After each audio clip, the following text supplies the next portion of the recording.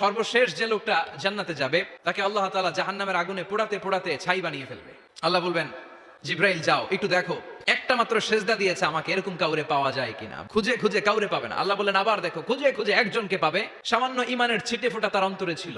আল্লাহ বলবেন যেহেতু ছিটে ফোঁটা আছে, অনেক মায়ের খাইছে, ওকে বের করে জাহান্নাম থেকে বের করে একটা নির্ধারিত দূরত্বে রেখে দাও, রেখে দেওয়া হবে। কিন্তু জাহান্নামের আগুনের লেলিহান শিখাতে তার গা ঝলসে যাবে। সে আল্লাহর ডেকে বলবে, মাবুদ তোমার কাছে আমি কিছু চাই না, জাহান্নাম থেকে তুমি আমাকে বের করেছো, জীবন নদীর পানি তুমি আমার গায়ের মধ্যে ঢেলে দিয়েছো, আমি আবার সজীবতা ফিরে পেয়েছি, আমি তোমার কাছে জান্নাত চাই না, শুধু নিরাপদ একটা দূরত্বে আমাকে রেখে আসো, যাতে জাহান্নামের আগুন আমারে কষ্ট দিতে না পারে।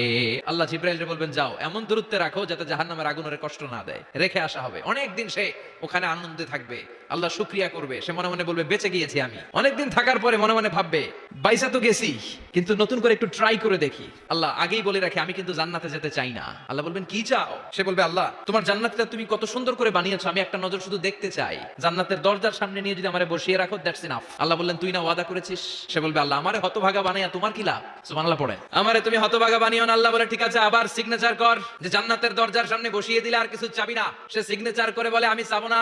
আল্লাহ বললেন জিব্রাইল বেচারারে ধরে জান্নাতের গেটের সামনে বসায় দে, এবার জান্নাতের গেটের সামনে বসে বসে জান্নাতের সৌন্দর্য দেখা শুরু করবে। সুবহানাল্লাহ। ওই হতভাগা লোকটা বলবে আল্লাহ এত সুন্দর জান্নাত তুমি বানালাম, চোখ দিয়ে সৌন্দর্য দেখি, কান দিয়ে আওয়াজগুলো শুনি, হুর আর গেলমান হেঁটে বেড়ায়, এত সুন্দর জান্নাত চোখ দিয়ে দেখি ঢুকতে পারি না, আমারে কষ্ট দিয়ে তোমার কি লাভ?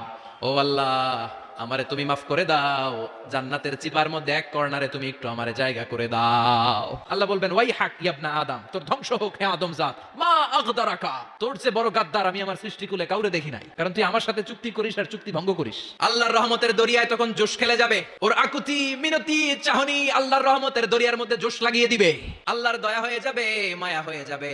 আল্লাহ বলবেন ঠিক আছে জান্নাতে যা। লোকটা এবার এক দৌড়ে জান্নাতের ভিতরে ঢুকে যাবে। লোকটার দৌড় দেখে আবার লোকটারে আল্লাহ ডেকে বলবে একটু দাঁড়া, জান্নাত তো দিছি, তো দৌড় দিলি কেন? সুবহানাল্লাহ কইবেন না?